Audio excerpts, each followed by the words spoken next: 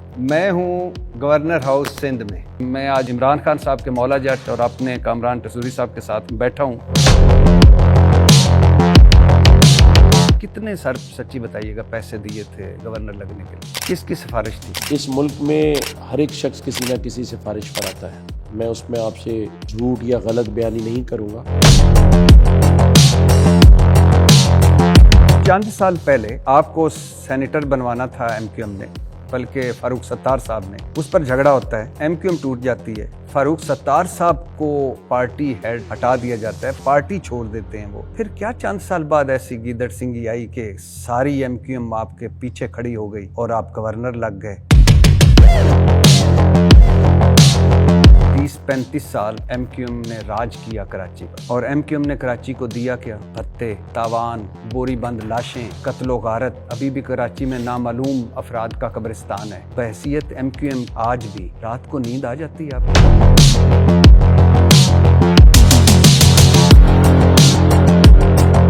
شراب کی بوتل کے باہر پانی کا ٹیگ لگا دیں تو وہ پانی نہیں بنتا. یہ فاروق ستار بھائی جو آپ کہہ رہے ہیں، یہ مصطفیٰ کمال صاحب جو آپ کہہ رہے ہیں، یہ خالد مقبول صدیقی جو بات کر رہے ہیں، یہ حصہ دار ہیں اس قتل و غارت کے، یہ حصہ دار ہیں ان تاوانوں کے، ان بھتوں کے. اگر آج کراچی تباہ و برباد ہوا ہے تو یہ حصے دار ہیں باقاعدہ اس کے. اسی پارٹی کے ساتھ روٹی کپڑا اور مکان والوں کے ساتھ کئی بار ایم کیو ایم اقتدار شیئر کر چکی ہے. جس ایم کیو ایم کو آپ کہہ رہے ہیں کہ انہوں نے اتنے کام کیے، یہ جو گینگ وارز تھی، یہ جو قبضے تھے، یہ جو بھتے تھے، میں صرف اتنا پوچھ رہا ہوں، آپ اس کا حصہ نہیں تھے. آپ نے فاروق ستار صاحب کا کئی بار نام لیا. فاروق ستار صاحب دودھ کے دھلے ہیں. میں صرف ایک سمپل جو چیزیں میں نے اپنی آنکھوں سے نہ دیکھی ہوں، لیکن سنیں نا، جو کچھ ہوا اس میں آج کی ایم کیو ایم کو آپ بے قصور سمجھتے ہیں. نہیں، میں نہیں سمجھتا بالکل بھی. یہ جو 22 سیٹیں ایم کیو ایم کی ہیں، اس میں کتنی اصلی ہیں اور کتنی نقلی ہیں؟ بات سچ ہو رہی ہے. ہاں، کراچی سے جیتے ہوئے لوگوں نے کہا کہ ہم ہارے ہوئے تھے، ہمیں جتوایا گیا. اب آپ نے سود سمیت لے نہیں لیا وہ حق؟ یہ حق بنتا تھا. ایم کیو ایم والے بھی اندر سے تنگ ہیں. پہلا بندہ ان میں نکلا ہے الطاف بھائی کے بعد، جس کو کامران بھائی، ٹسوری بھائی کہہ رہے ہیں، تو تھوڑا سا احتیاط کریں. یہ بڑی تھریٹ مجھے ملی ہوئی ہیں، کوئی مارنے کی دھمکی دے رہا ہے، کوئی ہٹانے کی دھمکی دے رہا ہے. اب یہ جعفر ایکسپریس جب مقابلہ ہوا تو کون سی سیاسی جماعت کا ایم پی ایم این اے کھڑے ہو کے لڑ رہا تھا؟ فوج لڑ رہی تھی. فوج لڑ رہی تھی نا. آج آپ کی سرحدوں کی حفاظت ہم میں سے کون کرتا ہے؟ فوج کرتی ہے. اور اگر وہ معاشی حفاظت بھی کر رہی ہے تھرو SIFC، اور ایک شخص جو حافظ قرآن بھی ہے اور وہ کہہ رہا ہے کہ آؤ مل کر بیٹھ کر معاشی حالات بھی اچھے کریں، اور آج جو دہشت گردی کا اس ملک کو سامنا ہے، اس پر جب سلامتی کونسل کی میٹنگ جس قومی اسمبلی سے مراد لیتے ہیں، پوری پی ٹی آئی کے MNS نے اس کا بائیکاٹ کیا. بہت خوشی ہوئی آپ سے مل کے سر. Thank you. جزاک اللہ. جی السلام علیکم ورحمۃ اللہ وبرکاتہ. میں ہوں گورنر ہاؤس سندھ میں آج عمران خان صاحب کے مولا جٹ اور اپنے کامران ٹسوری صاحب کے ساتھ بیٹھا ہوں. سر یہ اتنا کچھ آپ کھاتے پیتے تھے، ٹسوری فیملی، گولڈ، اور اتنا ماشاءاللہ آپ کا بزنس تھا، کہاں سے کہاں آ گئے؟ اور آپ کا تو کام تھا ادھر آتے آرام سے سکون سے رہتے، 2-4 میٹنگز کرتے، دوستوں کو بلاتے، گولف کھیلتے. یہ کن چکروں میں آپ پڑ گئے؟ سب سے پہلے تو آپ کا اور آپ کی ٹیم کا میں مشکور ہوں کہ آپ نے ٹائم نکالا اور ہمارے تمام جو انیشیٹوز ہیں ان کو بذات خود وزٹ کیا، دیکھا، اور افطار پر بھی آپ موجود تھے. لوگوں کی والہانہ محبت آپ کے لیے بھی آپ نے دیکھی، اور اس گورنر ہاؤس کے مکین کے لیے بھی دیکھی. اور ہم نے وہ حقیقت آپ کے سامنے رکھی، کیونکہ اس سے پہلے بہت ساری چیزیں جسے کہتے ہیں نا اسپرے کر کر دکھائی جاتی تھیں. اسی ملک میں جب حکمرانوں کے وزٹ ہوتے تھے تو راتوں رات ہاسپٹل میں بیڈ بچھتے تھے، اور جانے کے بعد اٹھ جاتے تھے. وہیں آج پچھلے 2 سالوں سے روزانہ 4 سیشن IT کے بچوں کے ہوتے ہیں. جس میں بچے جو دوپہر والی کلاس ہے اس میں حیدرآباد سے بھی آتے ہیں اور سندھ کے دوسرے شہروں سے بھی آتے ہیں. اور خوشی کی بات یہ ہے کہ کئی ہزار بچے آج $600 $1200 اور $1800 مہینہ کما رہے ہیں. گورنر ہاؤس میں وہ لوگ آتے ہیں جن کی کہیں سنوائی نہیں ہے. میرے شہر اور صوبے کی بدقسمتی ہے کہ یہاں SHO بھی کسی کا موبائل نہیں اٹھاتا فون اگر کوئی کال کرے. ایوانوں کے بھی دروازے بند ہیں, سرکاری دفاتر کے بھی بند ہیں. اس میں اس صوبے کا سب سے بڑا ہاؤس, آئینی اعتبار سے گورنر اپنے صوبے کا ہیڈ آف دا پروونس ہوتا ہے. میں یہ بات اس لیے کر رہا ہوں کہ لوگوں کو دیکھ کر ہی کچھ سیکھنا چاہیے کہ جب اس صوبے کا سب سے بڑا آفس 24 گھنٹے کھلا ہے, وہاں کوئی سیکورٹی ایشو نہیں ہے. وہاں رہنے والا گورنر عوام کے درمیان, آپ نے خود اپنی آنکھوں سے دیکھا افطار سے پہلے, چاروں طرف یہی وہ لوگ ہیں جن کو سیکورٹی کے نام پر, ریڈ زون کے نام پر قریب نہیں پھٹکنے دیا جاتا. اور انہی کی دعائیں ہیں کہ آج تھریٹس ہونے کے باوجود بھی الحمدللہ آپ نے دیکھا بغیر پروٹوکول کے آپ کے ساتھ بھی چکر لگایا. اللہ تعالیٰ نے ہمت دی. 12 ربیع الاول والے دن مجھے اللہ تعالیٰ نے اس منصب پر بٹھایا, اور میں نے اپنے اللہ سے, کسی انسان کو خوش کرنے کے لیے نہیں, اپنے اللہ سے وعدہ کیا. مجھے ایسا لگا کہ اللہ تعالیٰ نے مجھے آخرت ٹھیک کرنے کا موقع دیا ہے. اور کیونکہ اس مبارک دن جہاں پوری دنیا میں مسلمان پیارے نبی کریم صلی اللہ علیہ وسلم کی ولادت کی خوشی مناتا ہے, اللہ تعالیٰ نے میرے خاندان کو یہ خوشی دی, اس منصب پر بٹھا دیا. تو میں نے اپنے اللہ سے عہد کیا تھا کہ میں اللہ کی رضا کے لیے کام کروں گا. اور کہتے ہیں نا کہ اگر آپ اچھی نیت کریں تو مدد تو اللہ تعالیٰ کرتا ہے. رازق بھی وہی ہے, طاقت بھی وہی دیتا ہے, اقتدار بھی وہی دیتا ہے. انصاف آپ نے کرنا ہوتا ہے کہ آپ کو جس منصب پر بٹھایا گیا ہے اس منصب سے آپ نے کتنا انصاف کیا. آپ نے ٹھیک کہا, یہاں پر تعداد بھری پڑی ہے گورنر کے اطراف لوگوں کی, جو کہ گورنر کو پروٹوکول دینے کے لیے, اس کے گولف کلب جانے کے انتظامات کرنے کے لیے, اور مجھ سے پہلے ہیوی بائکس کی ریسنگ ہوتی تھیں گورنر ہاؤس میں, روزانہ گولف کلب جایا جاتا تھا, مختلف نسلوں کے ممالک سے ڈاگز آ کے یہاں ان کی خدمت ہوا کرتی تھی. یہ آپ غالباً آپ سے پہلے گورنر, جی مجھ سے پہلے گورنر عمران اسماعیل صاحب تھے. میں اپنے پہلے گورنر کی بات کر رہا ہوں. لیکن الحمدللہ, اور عمران اسماعیل صاحب کے دور میں گورنر ہاؤس کے اندر ہیوی بائکس اور گاڑیوں کا مثالیں موجود ہیں, ساری ویڈیوز شیئر کر سکتے ہیں آپ سے. اور عمران اسماعیل پتہ ہے اس گانے میں بھی شامل تھا کہ تبدیلی آئی رہے. میں ذاتی طور پہ عمران اسماعیل صاحب کی بات نہیں کروں گا, میں تو بات کرتا ہوں بحیثیت گورنر کہ مدینہ کی ریاست کا نعرہ لگانے والے 1 کروڑ نوکریوں, 50 لاکھ گھروں اور گورنر ہاؤس کی دیواریں گرا کر یونیورسٹی بنانے والوں کی حکومت قائم تھی. اگر گورنر ہاؤس کی دیواریں گر جاتی تو یونیورسٹی بنتی, تو آپ پھر وائس چانسلر ہوتے. میں کارکن بھی ہوتا تو بہت اچھا تھا یونیورسٹی میں. لیکن 24 کروڑ لوگوں کے جذبات سے کھیلا گیا. میں سیاسی بنیاد پر نہیں, تجربے اور مشاہدے کی بنیاد پر یہ ثابت کر کے بتا رہا ہوں کہ نہ 1 کروڑ نوکریاں ملی, نہ 50 لاکھ گھر بنے, نہ یونیورسٹی قائم ہوئی. لیکن اللہ تعالیٰ نے, میں نے تو کوئی دعویٰ نہیں کیا. لیکن سر مدینہ کا ریاست کا خواب دیکھنا بری بات ہے. خواب دیکھ کر اس کی تعبیر کے ساتھ عمل نہ کرنا بری بات ہے. ہاں لیکن خواب میں دیکھنا, کوئی خواب دیکھ کے سالوں سناتا رہوں اور وزارت کے مزے بھی لیتا رہوں, تو اس خواب کا آپ نے اور میں نے عوام نے کیا کرنا ہے؟ ہاں لیکن خواب تو علامہ اقبال نے دیکھا تھا، ہاں اور اس کی تعبیر اور اس کا امپلیمنٹ پاکستان ہے۔ آپ سمجھتے ہیں کہ 3.5 سال میں، 3.25 سال میں مدینہ کی ریاست بن سکتی تھی؟ عمران خان کی بات بنتی ہوئی کریں۔ نظر تو آنی چاہیے تھی۔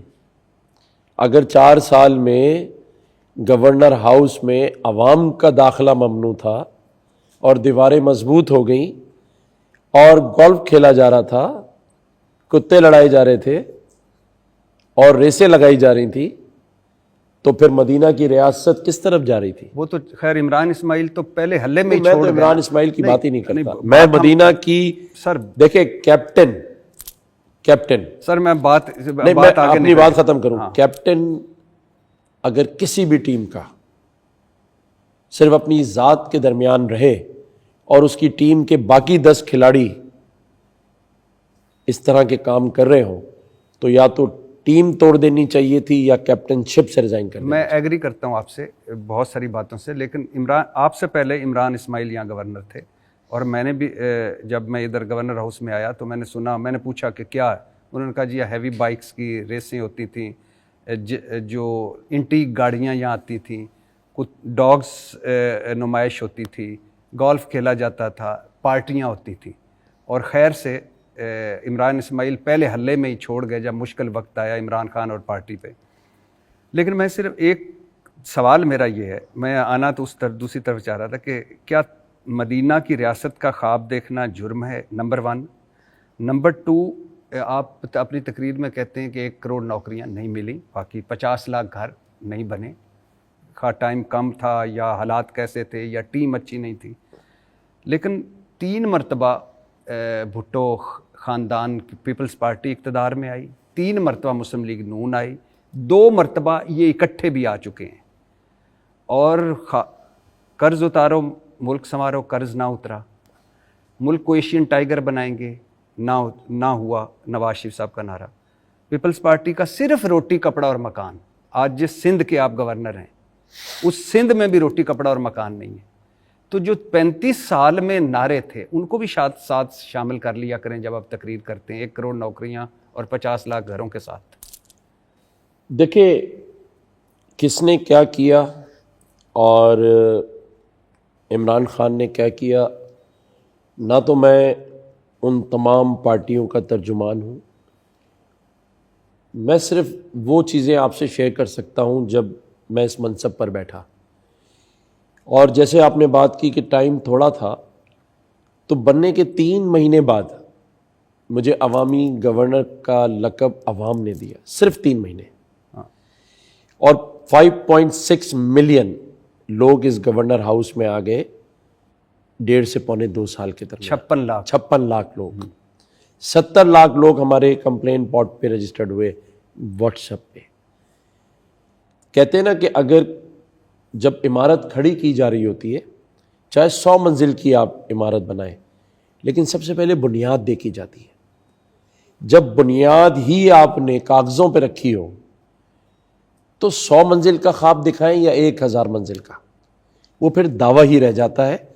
لیکن اگر آپ 100 منزل یا 1000 منزل بنانا چاہتے ہیں تو بنیاد سے نظر آتا ہے۔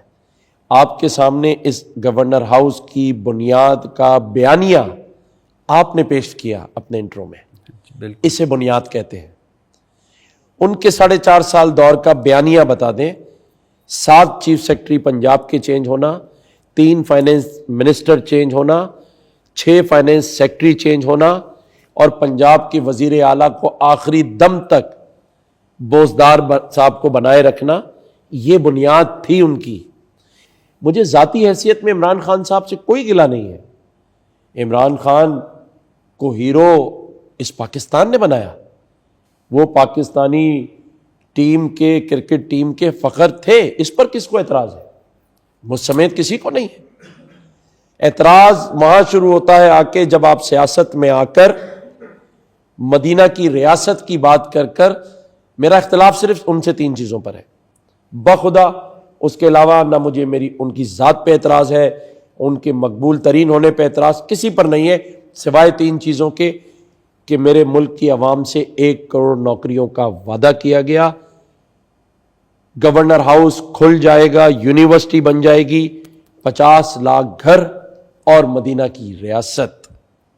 اگر آپ کو بھی دوبارہ موقع ملے تو یہ میری طرف سے ان سے پوچھیے گا کہ 4 سالوں میں ان سب چیزوں کی بنیاد بتا دیں کہاں تھی.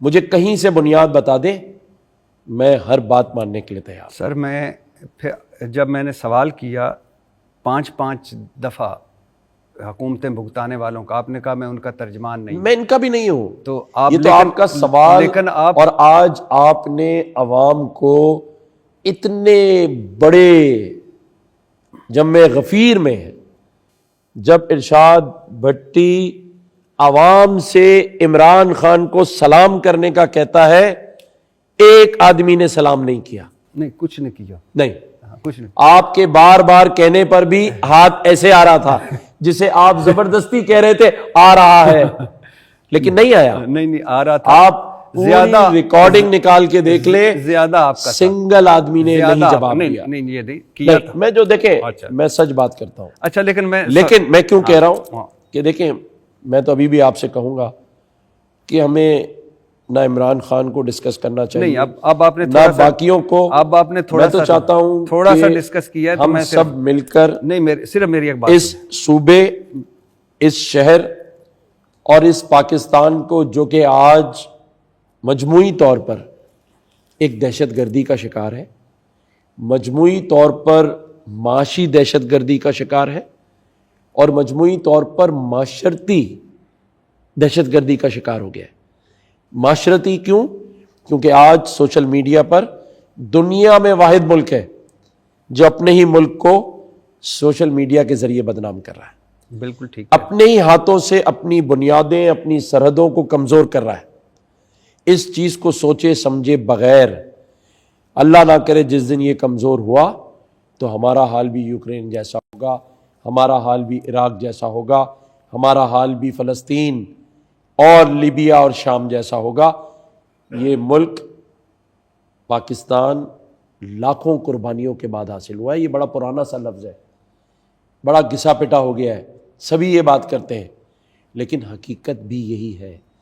اور اگر ہم نے اپنی قوم کو امید نہ دی, اپنی قوم کو یہ نہ بتایا کہ اچھے کام بھی ہو رہے ہیں, اوورسیز پاکستانی جو کہ آج بڑی تعداد میں ہمارے افطار پہ موجود تھے, آپ نے دیکھا امریکہ سے آ کر وہ اس گورنر ہاؤس کے آئی ٹی پروگرام میں لیپ ٹاپس دے رہے ہیں, یہاں لوگوں کی مدد کر رہے ہیں, کیونکہ پہلی بار ان کو بھی یہ امید جاگی ہے کہ کہیں اچھا کام ہو رہا ہے, لوگوں کے لیے ہو رہا ہے.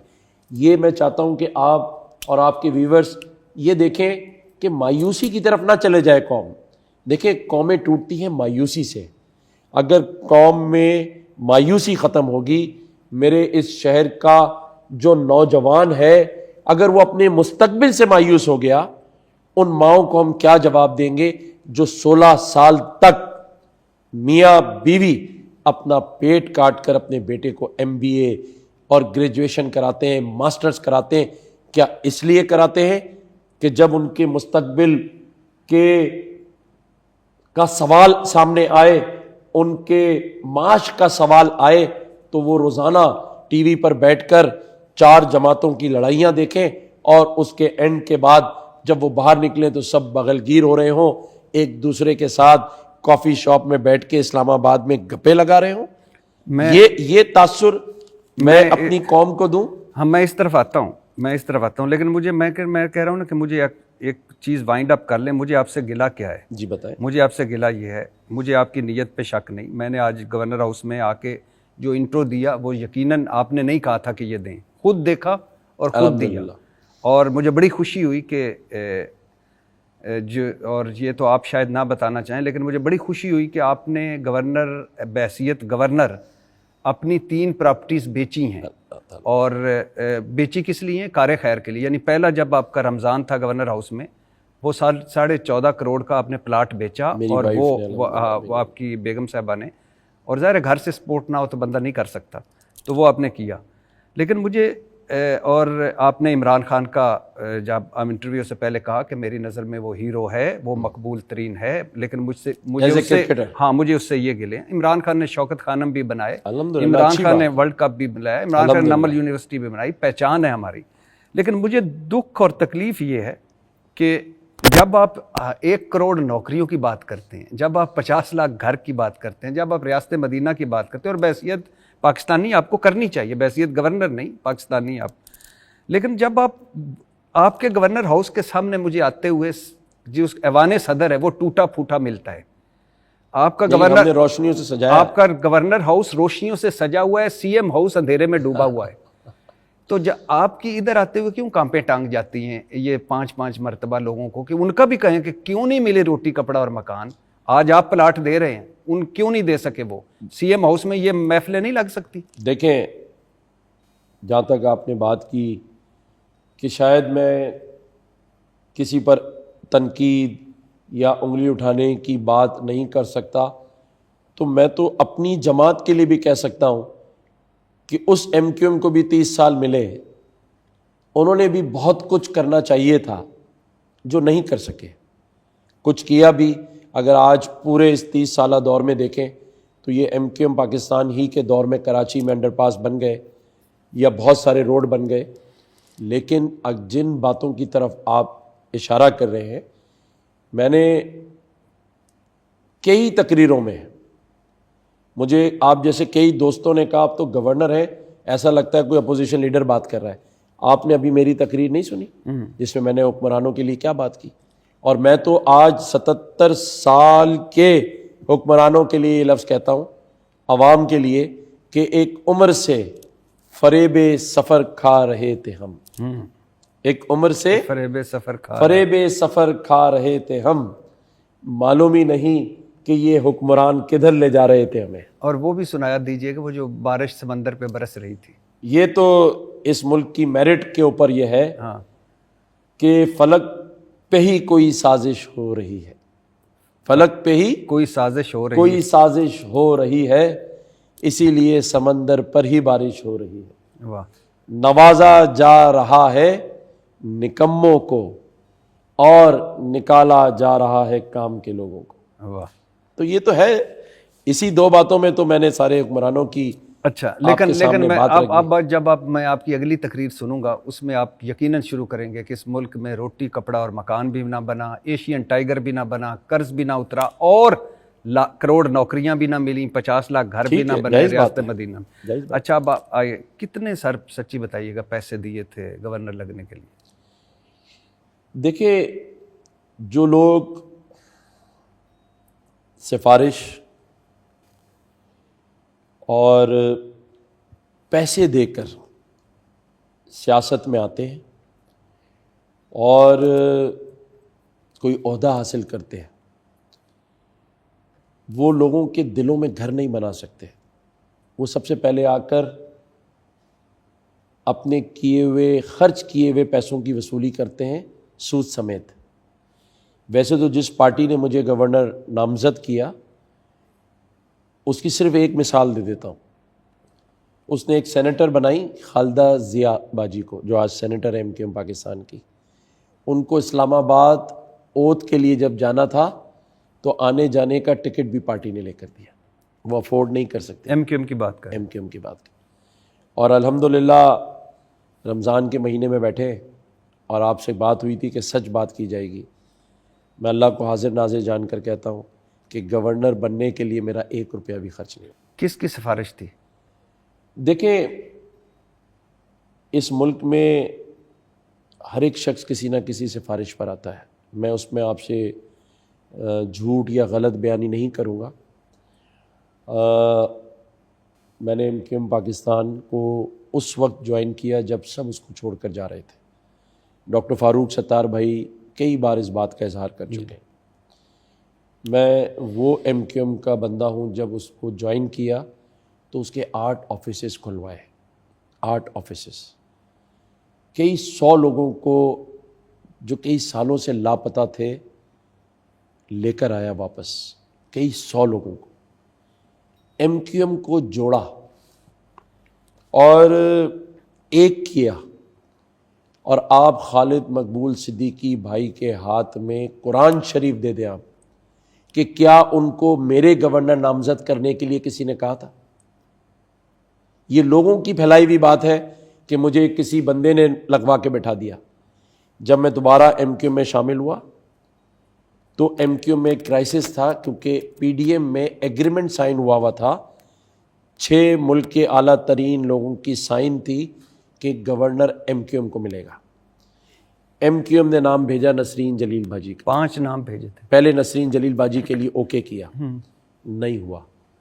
سیکنڈ والا بھی نہیں ہوا, تھرڈ بھی نہیں ہوا, اور فورتھ بھی نہیں ہوا. اس وقت میں ایم کیو ایم میں تھا ہی نہیں. مجھے فاروق ستار بھائی کو ایم کیو ایم نے نکالا ہوا تھا, اور 6 مہینے سے اللہ تعالیٰ نے سیٹ کو خالی رکھا ہوا تھا. اللہ تعالیٰ کے فضل سے تو, لیکن اللہ تعالیٰ کے فضل سے کسی نے سیٹ کو تو خالی نہیں رکھا کہ آپ آئیں گے تو پھر آپ کو لگائیں گے. میں تو صرف یہ کہہ رہا ہوں نا, 6 مہینے تک کوئی گورنر نہیں تھا, اور میں ایم کیو ایم میں نہیں تھا. اور اس کے بعد جب میں شامل ہوا, کتنا حسین اتفاق ہے یہ اللہ تعالیٰ کی طرف سے اتفاق نہیں, حقیقت ہے. کتنے میں ویسے حسین اتفاق ہے, ادھر آپ ایم کیو ایم آئے, ادھر میں آتا ہوں, ادھر گورنر, اور ایم کیو ایم رابطہ کمیٹی کی ایک میٹنگ ہوتی ہے. کیونکہ دیکھیں, میں آپ سے کھل کے بات کر لیتا ہوں تاکہ آپ کو سمجھ آ جائے بات. آپس میں کرائسس تھے, اور عامر خان بھائی, وسیم اختر بھائی, یہ سارے لوگ ان 5 کے علاوہ فرسٹ سیکنڈ تھرڈ تھے. کنسنسس نہیں ہو رہا تھا ان میں سے کسی کے اوپر گورنرشپ کا. خالد مقبول صدیقی بھائی نے رابطہ کمیٹی میں یہ بات رکھی اور کہا کہ 6 مہینے ہو گئے ہیں, نہیں بات ہو رہی ہے, 3 نئے نام بھیجنے ہیں. تو رابطہ کمیٹی کی اکثریت نے یہ لفظ کہا کہ کامران ٹسوری بھائی کو ضرور کنسیڈر کیا جائے. انہوں نے دفاتر کھلوائے, ان کی کنیکٹیویٹی, ان کا بزنس کمیونٹی کے ساتھ اتنا متحرک ہونا, اور اسٹیک ہولڈرز جو ہیں اس ملک کے, جس میں این جی اوز ہیں, علماء کرام ہیں, بزنس مین ہیں, اور سفیر ہیں, ان کے ساتھ ان کی جو کنیکٹیویٹی ہے, ان کا نام بھی بھیجے. خالد مقبول صدیقی بھائی نے نام بھیجے 3, اور جب پرائم منسٹر صاحب نے ان سے پوچھا کہ آپ ان تینوں میں سے کس نام پر اتفاق کرتے ہیں, تو آپ پوچھ سکتے ہیں خالد مقبول صدیقی بھائی کو کہ انہوں نے میرا نام دیا. اور پوچھا پرائم منسٹر نے خالد مقبول صدیقی سے, شہباز شریف نے جی خالد مقبول صدیقی سے پوچھا. ایک نام بتانا ہوتا ہے نا 3 میں سے. نہیں, میں شہباز شریف نے خالد مقبول صدیقی سے جی, آپ ان تینوں ناموں میں سے کس پر آپ کہتے ہیں کہ اس کو کر دیا جائے؟ ان دونوں نے فیصلہ کیا. تو انہوں نے میرے نام پر اتفاق, ان دونوں نے فیصلہ کیا. نہیں, خالد مقبول صدیقی نے فیصلہ کرنا ہوتا ہے. پرائم منسٹر کو 3 نام گئے, کامران ٹسوری, عبدالوسیع, بتا رہا ہوں. ایک پیپر بھیجا گیا پرائم منسٹر کو جس پہ خالد مقبول صدیقی کے سائن تھے. آپ صرف میری طرف دیکھ کے, میں وہی بتا رہا ہوں, میری طرف سے مجھے پتہ ہے سر, مجھے میری طرف دیکھ کے بتائیے گا. شہباز شریف نے خالد مقبول صدیقی سے پوچھا, 3 نام گئے ہوئے تھے, ایک نام پہ بتایا, اور انہوں نے ان کو بتایا, اور ان دونوں نے طے کیا کہ آپ گورنر. جی, اس کے بعد پھر پریزیڈنٹ صاحب کو. جی بس میں اتنا ہی. ہاں, یہ حقیقت ہے.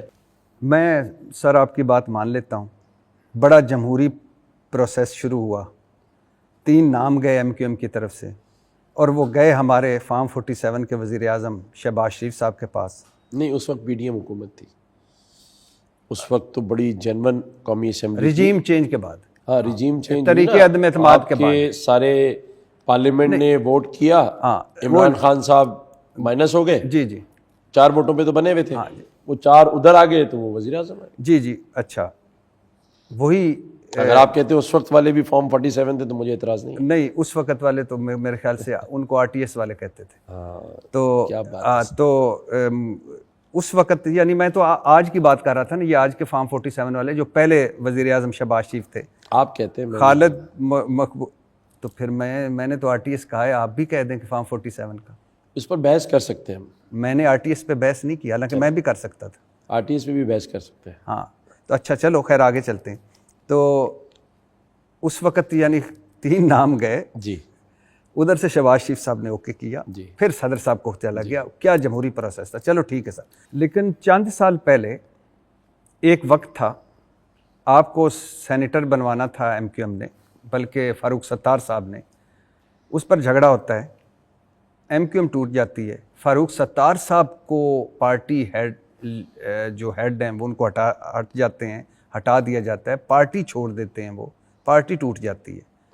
پھر کیا چند سال بعد ایسی گیدڑ سنگھی آئی کہ ساری ایم کیو ایم آپ کے پیچھے کھڑی ہو گئی, اور آپ گورنر لگ گئے, اور گورنر بھی آپ بظاہر تو کاغذوں میں بے اختیار ہیں لیکن بڑے بااختیار گورنر ہیں الحمدللہ. تو یہ سب کچھ کیسے ہو گیا اچانک؟ پل بھر میں کیا ماجرا ہو گیا؟ دیکھیں اس میں کوئی دو رائے نہیں کہ اس وقت ڈاکٹر فاروق ستار بھائی نے مجھے سینیٹر کے لیے نامزد کیا اور پارٹی میں اس نام پر اتفاق نہیں ہو پایا. اور میں سمجھتا ہوں یہی جمہوریت کا حسن ہے, یہی وہ ایم کیو ایم تھی جس پہ آپ سب لوگ اعتراض کرتے تھے کہ لندن سے حکم آتا تھا, جس کا نام فائنل ہو جاتا تھا کسی میں اف کی مجال نہیں ہوتی تھی. پھر اعتراض اس بات پر بھی ہے کہ اتنی جمہوریت ہوئی کہ اتفاق نہیں ہوا تو آپس میں لڑائی ہو گئی, اور پھر M Q M Farooq Sattar بھائی پی آئی بی اور خالد مقبول صدیقی بھادرآباد میں ڈیوائیڈ ہو گئی. تو یس ہوا ایسا. اور آپ کی وجہ سے ہوا تھا؟ میری وجہ سے کہہ لے یا ڈاکٹر فاروق ستار بھائی بحیثیت کنوینئر, اس وقت ان کا یہ بیانیہ موجود ہے سارے ٹی وی چینلز پر کہ وہ بحیثیت کنوینئر جو بھی باتیں کہتے تھے اس وقت کی جو رجیم ایم کیو ایم میں تھی, سینئر ڈپٹی کنوینئر اور باقی لوگ اس پہ اتفاق نہیں کرتے تھے. تو فائنلی پھر وہ جھگڑے کی صورت ہوئی اور پھر وہ علیحدگی کی صورت اختیار کر گئی. تو میں سمجھتا ہوں یہ تو جمہوریت میں ہونا ہی چاہیے ایسا کہ اگر آپس میں اتفاق نہ ہو اور وہ والی بات بھی نہ ہو کہ جس کا حکم نامہ آ جائے اس پر پارٹی میں بحث نہ ہو سکے, جو کہ بہت ساری پارٹیوں میں آج بھی ہو رہا ہے. اور جب ایم کیو ایم لندن سے چلتی تھی تو اس وقت تو 200% ایسا ہی ہوتا تھا. مان لیا, لیکن میرے سوال کا پھر جواب نہیں ملا کہ ایک وقت تھا کہ ایم کیو ایم آپ کی وجہ سے ٹوٹی, ایک وقت آیا کہ ایم کیو ایم آپ کی وجہ سے اکٹھی ہوئی, جڑی ہوئی. وجہ دیکھیں یہ تو سیاسی عمل ہے نا, کوئی کاروبار تو تھا نہیں, کسی کی پراپرٹی پہ قبضہ تو نہیں ہوا تھا. مطلب سیاسی اختلافات تھے اور میں نے اقرار کیا آپ کے سامنے, بالکل ہوئے, علیحدگی بھی ہوئی. اور پھر ہم جب سب بھائی آپس میں بیٹھے اور انہوں نے دیکھا کہ 3.5 سال انہوں نے چلایا, بہت سارے کام وہ نہیں کرا پائے, بہت ساری چیزیں نہیں ہو رہی تھیں, اور پھر انہوں نے عمران خان سے علیحدگی بھی کر لی. تو 3 حصوں میں ڈیوائیڈ بھی ہو گئی. اور پھر انہوں نے بائی الیکشنز کا رزلٹ دیکھا کہ ڈاکٹر فاروق ستار بھائی بھی ہار گئے اور ایم کیو ایم اپنے 2 بائی الیکشن کراچی میں ہار گئی. اور اس کے بعد جب میں نے ان کے ساتھ بیٹھ کر یہ بات شیئر کی کہ جب تک آپ آپس میں ایک نہیں ہوں گے تو طاقت نہیں بنیں گے, آپ کا ووٹ 3 حصوں میں ڈیوائیڈ ہوگا, اور آپ شہر ٹھیک کرنے کے بجائے ایک دوسرے کو ٹھیک کر رہے ہیں, ایک دوسرے پہ تنقید کر رہے ہیں, ایک دوسرے پہ تصحیح کریں. چیزوں کو ہم نے ٹھیک کرنا ہے, یہ شہر ہمارا ہے, یہاں سے ہی ہمیں اللہ تعالیٰ نے عروج دیا ہے. اور اگر یہ رزلٹ ہے آپ کے دیکھ لیں 3 سالوں میں آپ نے ڈکلائن کیا ہے, اور میری اس بات سے سب نے اتفاق کیا اور سب نے مانا, اور اس کے بعد مرجر بھی ہوا, تینوں ایک ساتھ بھی آئے. اور پھر ظاہر ہے جس شخص نے مرجر کرایا, جس شخص نے اتفاق کرایا, جس نے سب کو بٹھایا, اسی پر پھر سب نے اتفاق کیا کہ اسے ہی الحمدللہ گورنر ہونا چاہیے. تو یہ تو سمپل سی بات ہے. اچھا, آپ نے ابھی خود بھی مانا کہ 30-35 سال ایم کیو ایم نے راج کیا کراچی پر, اور ایم کیو ایم نے کراچی کو دیا کیا؟ بھتے, تاوان, بوری بند لاشیں, قتل و غارت. ابھی بھی کراچی میں نامعلوم افراد کا قبرستان ہے. تو آپ بحیثیت ایم کیو ایم کے آج بھی رات کو نیند آ جاتی ہے آپ کو, اتنے بے معصوم لوگوں کے قتل کرنے کے بعد بھی؟ دیکھیں اس میں 2 چیزیں ہیں. ایک تو بحیثیت کامران ٹسوری میں نے ایم کیو ایم 2017 کے شروع میں جوائن کی ہے, جب لندن اور ایم کیو ایم پاکستان علیحدہ ہو چکے تھے. ڈاکٹر فاروق ستار بھائی کو میں نے جوائن کیا, تو اس سے پہلے تو میں کبھی ایم کیو ایم میں رہا ہی نہیں. لیکن اس کے بعد والی ایم کیو ایم میں آپ اس قسم کے کسی چیز کا الزام نہیں لگا سکتے. آج کی ایم کیو ایم کا حق پرست گورنر 50,000 بچوں کو گورنر ہاؤس میں اور 4.5 لاکھ کو آن لائن پڑھا میں رہا آپ ہے. کی بات نہیں کر رہا. نہیں، میں ایم کیو ایم پاکستان کا ہی گورنر ہوں. میں نہیں ہم نے اس ایم کیو ایم پاکستان نے، ذرا سن لیجیے گا، اس ایم کیو ایم پاکستان نے اپنے بچوں کے ہاتھ میں قلم دیا ہے، کلشنکوف نہیں دی. اب آ جائیں اس سوال پہ جو آپ نے کیا کہ جو 30 سال کے ایم کیو ایم کی آپ بات کرتے ہیں، اگر آپ خالد مقبول صدیقی بھائی سے بات کریں گے اور آپ ڈاکٹر فاروق ستار بھائی سے بات کریں گے ان 30 سالہ دور کی، تو وہ آپ کو ان ساری باتوں کا وہ جواب دیں گے جس سے آپ بھی قائل ہو جائیں گے. بلکہ میں آپ سے یہ کہوں گا کہ آپ اس سوال کے لیے اپنا ایک پوڈ کاسٹ خالد مقبول صدیقی بھائی سے یا فاروق ستار بھائی سے ضرور کریں، کیونکہ جب میں نے ان باتوں پر ان سے بات کی تو انہوں نے بہت سارے ایسے جوابات مجھے دیے ہیں جہاں عقل دنگ اور حیران ہو جاتی ہے. لیکن کیونکہ میں خود اس دور کا حصہ نہیں رہا تو میں کسی کے اس بات کی ہاں اور نہ کا آپ کو یقین نہیں دلا سکتا جس کا میں خود حصہ نہ رہا ہوں. جی میں ایگری کرتا ہوں آپ سے، اس بات پہ کوئی دو رائے نہیں ہے کہ آپ اس وقت نہیں تھے. لیکن میں ابھی ہم ایک باہر بیٹھ کے ایک ڈسکشن کر رہے تھے اور ایک مثال آئی تھی کہ شراب کی بوتل کے باہر اگر ہم اس کے پانی کا ٹیگ لگا دیں تو وہ پانی نہیں بنتا. یہ فاروق ستار بھائی جو آپ کہہ رہے ہیں، یہ مصطفیٰ کمال صاحب جو آپ کہہ رہے ہیں، یہ خالد مقبول صدیقی جو بات کر رہے ہیں، یہ عامر، یہ آفاق، یہ فلاں، یہ حصہ دار ہیں اس قتل و غارت کے، یہ حصہ دار ہیں ان تاوانوں کے، ان بھتوں کے، یہ حصہ دار ہیں ہزاروں گھروں کے اجاڑنے کے. ان پہ الزام لگتا ہے، میں نے یہ نہیں کہتا اجاڑ دیا، میرے پاس ثبوت نہیں ہے، لیکن انہوں نے تباہ و برباد کر دیا اس کراچی کو. ان پہ اگر آج کراچی تباہ و برباد ہوا ہے تو یہ حصے دار ہیں باقاعدہ اس کے. تو آج اگر آپ، میں ان کے ساتھ ضرور بیٹھوں گا، لیکن میں صرف آپ سے سوال اتنا پوچھوں گا کہ کیا آپ ان کو صرف الطاف حسین صاحب کو نکال کے تو آپ سمجھ رہے ہیں کہ سارے دھل گئے ہیں، معصوم ہو گئے ہیں؟ کسی نے کوئی اس وقت کھڑے ہو کے کہا کہ نہ بھائی، نہ بھائی جان یہ نہ کرو، بھارت سے مدد نہیں مانگنی، راہ کے سے رابطے نہیں رکھنے، کراچی کو تباہ ہم نے نہیں کرنا؟ کیونکہ آج تو یہ سارے موجود ہیں نا، اور ہماری بدقسمتی میرے سمیت میرے ملک کی کہ ان کو ہم معصوم سمجھتے ہیں، ان کو ہم قصوروار سمجھتے ہیں. ایسے ہی جیسے ایوب خان تو فوجی ڈکٹیٹر تھا مگر اس کی پیداوار معصوم ہے، ضیاء تو فوجی ڈکٹیٹر تھا مگر اس کی پیداوار معصوم ہے. تو آپ سے میں ضرور پوچھوں گا کہ کیا یہ اس سارے کے حصے دار تھے اور کیا یہ آج معصوم ہیں؟ چلیں اب اس بات کے جواب کو بڑے تحمل سے سنیے گا. جی آج تو ایم کیو ایم پاور میں نہیں ہے، آج تو الطاف حسین بھائی ایم کیو ایم پاکستان کا حصہ نہیں ہے. کیا اسٹریٹ کرائم اس شہر سے ختم ہو گیا؟ آج بھی این ای ڈی یونیورسٹی کے طالب علم کو موبائل ٹیلی فون چھیننے پر گولی مار دی جاتی ہے. آج بھی کراچی میں دن دہاڑے ٹریفک گردی ہو رہی ہے. پچھلے صرف 1.5 مہینے میں 100 سے زائد لوگ ڈمپر تلے کو چل دیے گئے، 150 سے زائد لوگ اسٹریٹ کرائم میں اسنیچنگ میں مارے گئے. آج کراچی کی روڈیں تباہ حالی کا شکار ہے. آج بھی 10 سالوں میں ایک یونیورسٹی اس شہر میں نہیں بنی، آج بھی ایک ہاسپٹل اس شہر میں نہیں بنا.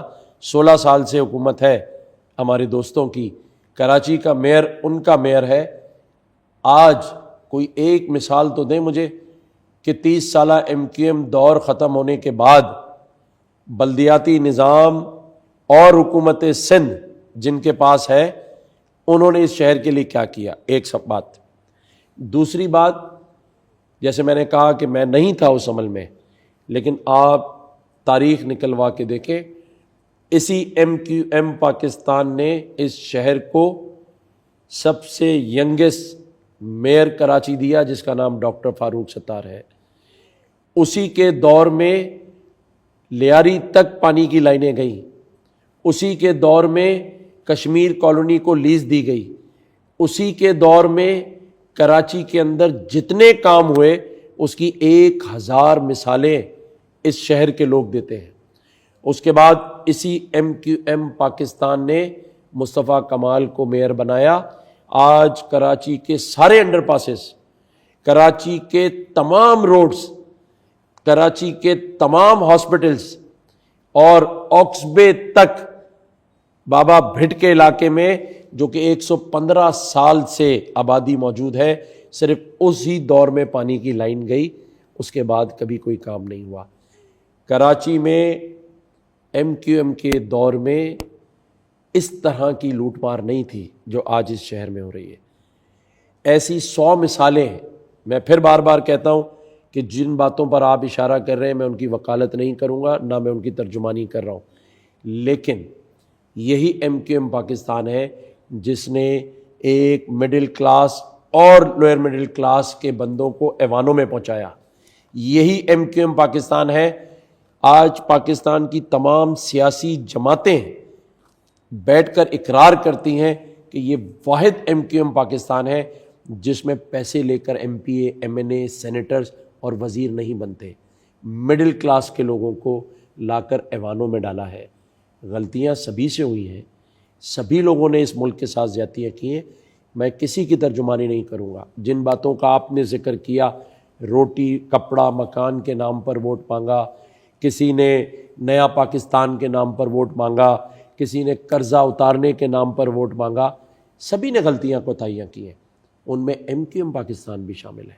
میں وکالت نہیں کر رہا، لیکن اگر آپ تجزیہ رکھیں تو یہی وہ واحد جماعت ہے جس نے مڈل کلاس کو ایوانوں میں پہنچایا، مڈل کلاس لوگوں کی ترجمانی کی، لوگوں کی آبادیوں کو ریگولرائز کیا، پانی پہنچایا، اور ایسا نظام اس شہر میں تھا کہ اگر جب بھی ملک کے مفاد کی بات ہوتی تھی تو پورا شہر ایک آواز ہوتا تھا۔ میں آپ کی اتنی لمبی بات سنی اور میں سوچ رہا تھا کہ شاید آپ اگلا فقرہ کہیں گے، شاید آپ اگلا فقرہ کہیں گے۔ پہلی بات تو یہ ہے کہ آج بھی ایم کیو ایم اقتدار میں ہے، خواب و وفاق میں ہے۔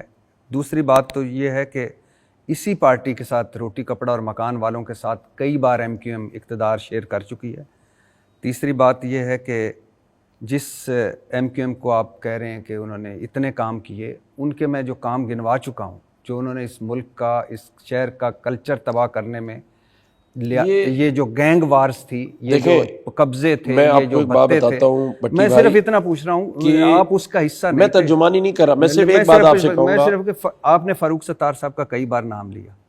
فاروق ستار صاحب دودھ کے دھلے ہیں، اس سارا جو پیچھے مکرو کھیل کھیلا گیا۔ آج پاکستان کا واحد سیاستدان ہے جس کے پاس اپنی گاڑی نہیں ہے، سر میں اپنے والد صاحب کا نہیں، گھر جس میں وہ رہتا ہے، میں وہ بات کرتا ہوں جس کو میں نے مشاہدے سے دیکھا ہو۔ میں اس وقت، میں نے آپ کی بات کا جواب خود دیا، سر میں نے خود کہا آپ کو کہ ہم اس پہ بحث نہیں کرتے کہ کس نے غلط کیا، کس نے صحیح کیا، سر غلط سے میں ان کی ترجمانی نہیں کر سکتا۔ میں صرف ایک سمپل جو چیزیں میں نے اپنی آنکھوں سے نہ دیکھی ہو، لیکن سنیں نا، جو کچھ ہوا اس میں آج کی ایم کیو ایم کو بے قصور سمجھتے ہیں؟ نہیں، میں نہیں سمجھتا بالکل بھی۔ میں آپ کی رائے سے اتفاق نہیں کرتا۔ کیوں؟ کیونکہ آپ کی رائے کا احترام ضرور کرتا ہوں۔ آپ نے جو سنا، آپ نے بیان کیا، آپ نے خود ہی اپنے انٹرو میں کہا کہ جب تک آپ مجھ سے ملے نہیں تھے تو آپ کے 100 سوال تھے، جی، لیکن جب آپ مجھ سے ملے تو آپ کے سوال ختم ہو گئے۔ میں اسی لیے مشورہ دے رہا ہوں کہ ایک دفعہ میں ضرور ملوں گا، ایم کیو ایم پاکستان کے رہنماؤں سے بھی ملے۔ میں آپ کو دعوے سے کہہ رہا ہوں کہ آپ اپنے انٹرو میں پھر یہی باتیں دہرائیں گے کہ کاش میں نے ان کے بارے میں رائے قائم کرنے سے پہلے ان کے گھروں میں جا کر، ان کے ساتھ بیٹھ کر، ان کے رویوں اور ان کے کردار کو اپنی آنکھوں سے دیکھ لیا ہوتا۔ اور میں لندن ایم کیو ایم کی بات نہیں کر رہا، میں بڑی خوشی محسوس کروں گا، یقین کریں کہ اگر میرا کسی دن یہ ختم ہو گیا کہ یہ بھتے والے نہیں تھے، تاوان والے نہیں تھے، قتل و غارت والے نہیں تھے، راہ والے نہیں تھے، شکر کریں سسٹم والے نہیں ہیں۔ اب مجھے یہ بتائیں سر کہ یہ جو آپ نے کچھ لوگوں نے روزے بخشوانے کے لیے قدم اٹھایا، کیا وہ نمازیں گلے پڑ گئی؟ ہاں، اب آپ نے سر یہ کہا کہ یہ لوور مڈل کلاس کی ہے. ایم کیو ایم کے کتنے لوگ ہیں جو دو چار نام جو آپ نے لیے, کتنے لوگ ان کے بھی لیں جو ارب پتی ہو گئے؟ لے دیتا ہوں میں. ہاں بابر غوری کھرب پتی, ہاں عشرت العباد ارب پتی, ہاں, اور نام پوچھیں کیا پوچھنا چاہتے ہیں؟ مصطفیٰ کمال. بھائی میں دیکھیں آج آپ اس آدمی کے ساتھ بیٹھے ہیں جو کسی کی ترجمانی نہیں کر رہا, ڈیفینیٹلی, اور نہ ہی کسی کو شریف اور کسی کو بدماش کرنے کے لیے بیٹھا ہے. میری عمران خان سے کوئی ذاتی لڑائی تھوڑی ہے, میری ایم کیو ایم کے رہنماؤں کا ترجمان نہیں ہوں. جو میں نے دیکھا آپ سے شیئر کر سکتا ہوں, لیکن پھر میں کہوں گا کہ ہمیں اپنے ملک میں رہنے والے لوگوں کو کب تک لوگوں کے وہ چہرے دکھانے ہیں جس سے میرے ملک کا نوجوان مایوس ہو کر بیرون ملک کی پروازیں میں پکڑے. ابھی اسی پہ آگے آتا ہمیں ہوں. اپنے لوگوں کو اچھی چیزیں دکھا کر اس بات کی امید دلانی ہے کہ یہ ملک اپنے پیروں پہ کھڑا ہوگا. جی میں اسی کی طرف آتا ہوں. بالکل ٹھیک ہے, کچھ نام آپ نے نہیں بتائے, کچھ بتا دیے جو ارب پتی کھرب پتی کچھ آپ لے لیں. اور لیکن ایم کیو ایم پہ فائنل ایک کویسچن, پھر میں آگے آتا ہوں ملک کے حوالے سے اور آپ کے پلانس کے حوالے سے. یہ جو 22 سیٹیں ایم کیو ایم کی ہیں, اس میں کتنی اصلی ہیں اور کتنی نقلی ہیں؟ بات سچ ہو رہی ہے. ہاں دیکھیں کسی بھی چیز کی بنیاد پر بات کی ہے ہم نے, چاہے مدینہ کی ریاست ہو, چاہے اس گورنر ہاؤس میں ڈالی گئی بنیاد ہو. بالکل, آپ نے خود ہی آر ٹی ایس کا ذکر کیا, مائنس الطاف حسین, ہم نے تو نہیں کہا تھا ان کو مائنس کریں. جب بات پاکستان کے وقار کی, پاکستان کے نام کی آئی, تو اسی جماعت نے اپنے لیڈر سے لا تعلقی کا اظہار کیا. اس سے بڑی بات پاکستان اور پاکستانیوں کے لیے نہیں ہو سکتی. پورے پاکستان کی واحد جماعت ہے جس نے اپنے لیڈر سے لا تعلقی کی جب پاکستان کی بات آئی. اس سے پہلے جتنی جماعتیں ہیں کسی ایک نے بھی یہ کام نہیں کیا, نہ 9 مئی کے کرداروں نے کیا, نہ اس سے پہلے والوں نے کیا. جب مائنس الطاف حسین بھی اس الیکشن کا میں حصہ رہا ہوں, ایم کیو ایم پاکستان سے زبردستی نیشنل اسمبلی کی 10 سیٹیں کراچی سے چھینی گئیں. اس وقت میں آپ سے کیا بات کروں, 2018 کی بات کریں, 200%. اور جب کسی سے آپ اقتدار سے آنے سے پہلے اس کا حصہ چھین لیں گے, اس کو مجبور کر دیں گے, ایک طرف آپریشن, ایک طرف لیڈر سے لا تعلقی, اور ایک طرف الیکشن زبردستی چھین لیا جائے, تو میں تو 2018 پہ ہی کھڑا ہوں. اب تک آگے آئی نہیں آپ. کیوں آؤں گا؟ پہلے تو میرا حق چاہیے. جب میرا حق چھینا, میرے لوگوں کا حق چھین لیا, اور میں آپ کو اللہ کو حاضر ناظر جان کر کہتا ہوں اس وقت کے 10 کے 10 نیشنل اسمبلی کے کراچی سے جیتے ہوئے لوگوں نے کہا کہ ہم ہارے ہوئے تھے, جی ہمیں جتوایا گیا تھا. اب آپ نے سود سمیت لے نہیں لیا وہ حق؟ یہ حق بنتا تھا, یہ حق چھینا گیا تھا. میں آپ کی پھر ساری باتیں مانتا ہوں. کتنی سیٹیں ہیں جو اس مرتبہ, ہم الیکشن ٹرانسمیشن میں آئے تھے 8 فروری سے پہلے 2024 میں اس شہر میں اپنے چینل میں, کتنی سیٹیں ہیں جو آپ جیت رہے تھے, 1 یا 2؟ دیکھیں آپ کو مزیدار بات بتاتا ہوں. ابھی تو لوگ فارم 47 کر رہے ہیں نا. 2018 میں کیوں فارم 50 دیا گیا. کیوں 2000 نام سنا ہے آپ نے فارم 50؟ کیوں 2018 میں پہلے جاتے بتائیں ہیں فارم جب میں 50 آپ سے ایگری کر گیا کہ آپ کی 10 سیٹیں, حالانکہ پہلے مجھے میں آپ کو سچ بتا, یقین, میں کہہ رہا ہوں کہ اب میں سچ آپ کے سچ اچھا پہ اب agree مجھے ایک کر سوال کا آپ سے جواب چاہیے. ہاں. فارم 50 کا نام سنا ہے آپ نے؟ گیا. جی سنا ہے. کہاں ملا وہ؟ جی 2018 میں. پتہ ہے کیا کہا گیا تھا؟ ہاں 50-50. اچھا 50. پی ٹی آئی کو پورے پاکستان سے 50 سیٹیں دلانی ہے, 50% سیٹیں دلانی ہے, اور آخری میں پھر 4 سیٹیں کم پڑ گئی.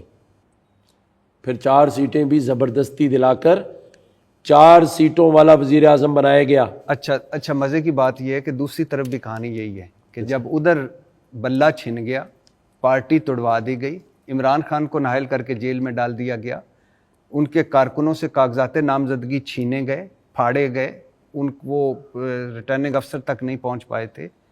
فائز عیسیٰ قاضی کھیل جب مکمل ہوا تو اس کے بعد پھر بھی جب برج الٹنے لگے تو کراچی پہ نظر پڑی، یہ ان کی سٹوری ہے۔ اور پھر جو ایم کیو ایم گھروں میں لائٹیں بند کر کے سو چکے تھے، سویرے اٹھے انہوں نے دیکھا کہ ماشاءاللہ ہمارا تو عروج والی ایم کیو ایم کی وہ یہ آپ بات کر رہے ہیں 2024 کی 22 سیٹیں۔ آپ کی پہلی بات کا جواب دیتا ہوں، کوئی لائٹیں بند کر کے نہیں سوا۔ جس دن الیکشن ہو رہا تھا 10:11 پر ایم کیو ایم کی پوری قیادت نے لائیو پریس کانفرنس کر کے کہا ہم 19 سیٹیں جیت رہے ہیں، پوری پارٹی نے۔ اور آج بھی ہم کہتے ہیں کہ ہمیں کراچی سے 4 سیٹیں رؤف صدیقی بھائی کو غلط ہرایا گیا، ہمارے ساتھ پھر بھی زیادتی ہوئی ہے۔ اور ہماری زیادتی تو یہ تھی کہ بلدیاتی الیکشن سے بھی ہمیں مائنس کیا گیا، ہمارے ساتھ زیادتی تھی کہ ہمیں ڈی لمیٹیشن کے نام پر ہمارے ساتھ سکھر، میرپور خاص، نواب شاہ اور حیدرآباد کی ایک صوبائی سیٹ ہمارے ساتھ چھینی گئی، جس کا آج بھی ہمیں گلہ ہے۔ آج آپ اپنی تقریر میں پنجابی کے لفظ بھی بول رہے تھے اور مجھے بڑا اچھا لگ رہا تھا۔ پنجاب کے ساتھ تعلق نہ ہو تو پھر کیسے پاکستان میں رہ سکتے؟ ہاں، تو اب سر ایک عورت تھی، اس کے 10 بچے تھے اور وہ سر باندھ کر نا گلی میں بیٹھی رہتی تھی، جو بھی آتا جاتا تھا تو اس سے وہ کہتی تھی سچا پیار نہیں ملیا۔ 10 بچے تھے اور سچا پیار نہیں ملیا، اور 22 سیٹوں کے بعد بھی الحمدللہ آپ کو اگر آپ کے ساتھ زیادتی ہے تو میں قربان جاؤں اس زیادتی پہ۔ تو یہ کہتا ہوں کہ ہمیں 50 سیٹیں کیوں نہیں ملیں اور ایم کیو ایم پاکستان کو وزارت عظمیٰ کیوں نہ ملے؟ ہم نے کیا بگاڑا ہے؟ یہاں لوگوں کو 3 باریاں مل گئی ہیں، ساڈا کی قصور ہے؟ جی ملنا چاہیے تھا، اب تو سانو بھی وہ کیا بانیانے پاکستان دی پتر ہیں جی۔ اچھا سر، پرویز مشرف صاحب نے آپ کو گولڈن سن آف پاکستان دیا، الحمدللہ 9 دفعہ آپ کو لارجسٹ ایکسپورٹ ٹرافی ایوارڈ ملی، 3 دفعہ سوشل ویلفیئر پر businessman of the year کا ایوارڈ ملا۔ اتنے آپ سیٹل، اتنا سارا کچھ، پھر چھوڑ کر آپ دوبارہ ایم کیو ایم میں، جو ایم کیو ایم آپ کی وجہ سے ٹوٹی تھی، پھر آپ نے ان کو اکٹھا کیا۔ ویسے آپ میں بڑی کوئی کرشماتی طاقت ہے، پھر آپ نے اکٹھا کیا، پھر آپ آگے گورنری کی طرف۔ اتنا آپ خدمت کر رہے تھے ملک کی، پھر میرا سوال وہی ہے کہ گورنری میں آ گئے، اب آگے کیا ہے؟ ایک تو ادھر کیوں آئے اور پھر آگے کہاں جانا ہے؟ دیکھیں، میں صرف مثالیں دے سکتا ہوں چند۔ آغا خان صاحب کا آپ نے نام سنا ہوگا، جی جی، انتقال کر گئے۔ جی، ان کو پیسوں کی کمی تھی نہیں، فیم کی بھی کمی نہیں تھی، لیکن اپنی کمیونٹی کے لیے، اپنے لوگوں کے لیے کراچی سے گلگت بلتستان تک سماجی اور ایسے ایسے کام کیے ہیں جب لوگ دیکھتے ہیں تو تعریفیں کرتے ہیں۔ بورا کمیونٹی کے سیدنا صاحب، پیسوں کی بھی کمی نہیں ہے، ایج بھی 75 سال ہے، لیکن سال میں 2 دفعہ کراچی آتے ہیں، 6 گھنٹے بیٹھ کر اپنی کمیونٹی سے خطاب کرتے ہیں، اپنے لوگوں کے درمیان رہتے ہیں۔ میرا یہ ماننا ہے کہ اس ملک کا ہر صاحب ثروت آدمی جس کو اللہ تعالیٰ نے ہر چیز سے نوازا ہو، اسے پاکستان کی سیاست میں آنا چاہیے، اپنے مال و دولت کے ساتھ آنا چاہیے۔ اور یہ ساری مثالیں اسلام میں موجود ہیں۔ حضرت ابو بکر صدیق رضی اللہ تعالیٰ عنہ کی مثالیں موجود ہیں کہ سب سے مالدار شخص تھے، لیکن اپنے مال و دولت کے ساتھ آ کے لوگوں کو، حضرت عثمان رضی اللہ تعالیٰ، حضرت عثمان رضی اللہ تعالیٰ عنہ، حضرت عبد الرحمن بن عوف، بہت سارے مثالیں موجود ہیں۔ ٹھیک ہے، تو ہمیں آج جس معاشی اور معاشرتی بحران سے پاکستان گزر رہا ہے، میرے پیارے ارشاد بھٹی بھائی، ہم سب کو اس ملک کا ساتھ دینا چاہیے۔ اور بات آپ نے جو سیاست کی تو دیکھو بھائی، سیاست میں اور اقتدار میں جو حصہ ہے وہ طاقت کی بنیاد پر ملتا ہے، طاقت کی بنیاد پر ملتا ہے، ایسے کوئی آ کے آپ کو ہاتھ میں نہیں دے دیتا۔ اور اگر سبھی لوگ اپنا حصہ لے رہے ہیں تو ایم کیو ایم پاکستان نے کیا قصور کیا ہے؟ کیا میں اردو بولنے والا مہاجر ہوں اس لیے مجھے وزیر اعظم نہیں بنائیں گے؟ کیا اس صوبے کی چیف منسٹرشپ مجھے صرف اس بنیاد پر نہیں ملے گی کہ میں اردو بولتا ہوں؟ نہیں، مجھے اس ملک کی وزیر اعظم شپ اور چیف منسٹرشپ اپنے کاموں کے بدلے میں چاہیے، لوگوں کی خدمت کے بدلے میں چاہیے۔ اور یہ میں نہیں کہتا کہ اس سیاسی نظام میں لوگ سچ اور جھوٹ کی تمیز نہیں رکھتے ہوں گے، جھوٹ بھی بولتے ہیں، سچ بھی بولتے ہوں گے، لیکن اس ملک کے نظام کو سمجھ کر، لوگوں کی خدمت کا جذبہ رکھ کر اس گورنر ہاؤس کو مثال بنایا۔ اس سے پہلے یہ گورنر ہاؤس نظریہ ضرورت کے تحت کھلتا تھا، آج اس گورنر ہاؤس کو نظریہ خدمت کا درجہ دیا ہے، لوگوں کی خدمت کا۔ اور میں پھر آپ کو کہتا ہوں کہ میرا اللہ جانتا ہے، اس پورے 50,000 بچوں کے اس آئی ٹی کیمپس میں، یونیورسٹی میں ایک جھنڈا میں نے ایم کیو ایم پاکستان کا نہیں لگایا۔ اگر آپ کے لوگوں نے ویڈیو بنائی ہو، پاکستان کا جھنڈا لگا، پاکستان کا جھنڈا۔ یہ جو 10 ہزار 12 ہزار لوگ روز آتے ہیں، ایک جھنڈا ایم کیو ایم پاکستان کا نہیں ہے، کسی قومیت کی بات نہیں ہے، کوئی سندھی ہے، پٹھان ہے، پنجابی ہے، گلگتی ہے، بلدی ہے، سارے لوگ ہیں۔ میں پھر آخری بات آپ سے کہوں گا، میرے جذبے اور میری نیت پر کوئی شک نہ کرے۔ میں بھی بہت ساری خامیاں ہیں، میں بھی اپنے آپ کو ٹھیک کر رہا ہوں۔ میں نے کبھی یہ دعویٰ نہیں کیا کہ میں بہت اچھا آدمی ہوں، میں نے بھی ٹھیک کیا ہے، اپنے آپ کو ٹھیک کرنے کی کوشش کی ہے اور کر رہا ہوں۔ اسی طرح ایم کیو ایم پاکستان جس سے میرا تعلق ہے، کسی کو احسان فراموش نہیں ہونا چاہیے۔ مجھے میری جماعت نے گورنر بنایا، اس پارٹی کا احسان ہے، اللہ تعالیٰ کا شکر ادا کرتا ہوں کہ اس نے منصب پر بٹھایا، لیکن جتنا میں ٹھیک کر سکتا ہوں، جتنی کوشش کر سکتا ہوں، یہ میرا آپ سے وعدہ ہے کہ جب آپ دیکھیں گے اس پارٹی کو مزید، جیسے آپ نے کہا کہ ٹرانسفارم کریں گے، بہتر لوگ لے کر آئیں گے، اس شہر کی ترقی، اس صوبے کی ترقی میں جب تک اللہ تعالیٰ نے مجھے اس جماعت میں رکھا اور اس جماعت نے مجھے رکھا، تو اس وقت تک بہتر سے بہتر آپ کو چیز ملے گی۔ اور اگلے 6 مہینے بعد یا سال بعد آپ اور میں دوبارہ بیٹھے ہوں گے، اگر یہ ایم کیو ایم پاکستان 86 والی ایم کیو ایم پاکستان نہ ہوئی تو پھر میں اور آپ بات کریں گے۔ میں آپ کو ایک بات بتاؤں، شاید آپ جانتے ہوں، 1 کروڑ نوکریوں والے، ان پہ تو آپ بات کرتے رہتے ہیں، وہ تو ظاہر ہے۔ آپ اور نام دیں کس پہ بات کرنی ہے، اس پہ بھی نہیں، وہ تو آپ کو مولا جٹ کہتے ہیں۔ پیپلز پارٹی کو آپ نے کہا کہ یہ مجھے کراچی، یہ بھی میں پوچھتا ہوں ابھی، پیپلز پارٹی والے بھی تنگ ہیں، by the way M Q M والے بھی اندر سے تنگ ہیں۔ پہلا بندہ ان میں نکلا ہے الطاف بھائی کے بعد، جس کو کامران بھائی، ٹسوری بھائی کہہ رہے ہیں، تو تھوڑا سا احتیاط کریں۔ تو دیکھیں، بڑی تھریٹ مجھے ملی ہوئی ہیں، کوئی مارنے کی دھمکی دے رہا ہے، کوئی ہٹانے کی دھمکی دے رہا ہے، لیکن میرا اللہ جانتا ہے۔ وہ فیصل واڈا کسی میرے اور آپ کے پیارے فیصل واڈا بڑے بھائی ہیں پیارے، وہ کس گورنر کی بات بڑے کرتے بھائی ہیں؟ ہیں، کس گورنر کی بات میرے کرتے ہیں؟ بھائی تھے، اور اللہ کا شکر ہے کہ میں وہ سفر جہاز کا نہیں بھولتا جس میں ان کو 16 ووٹ دینے کا مشورہ بھی میں نے دیا تھا، اور حضرت علی کا قول ہے، جس پر احسان کرو اس کے شر سے محفوظ رہو۔ 16 ووٹ دیے ایم کیو ایم پاکستان نے، چلو اللہ اسے خوش رکھے۔ لیکن وہ کس گورنر کی بات کرتے ہیں؟ ان کو ہٹایا جا رہا ہے، 2 نمبری بھی کر میں رہا تو ہے۔ سمجھتا ہوں میری ہی کرتے ہیں۔ اچھا، میں نے خود ہی کہا میری کرتے ہیں۔ تو آپ کون سی 2 نمبری کرتے ہیں؟ جب آپ کا کارواں چلتا ہے، جب لوگ آپ کو محبت دیتے ہیں، تو فیصل واڈا کی بات نہیں کرتا، ایسے تو بہت سارے آتے ہیں، بات کرتے ہیں، چلے جاتے ہیں۔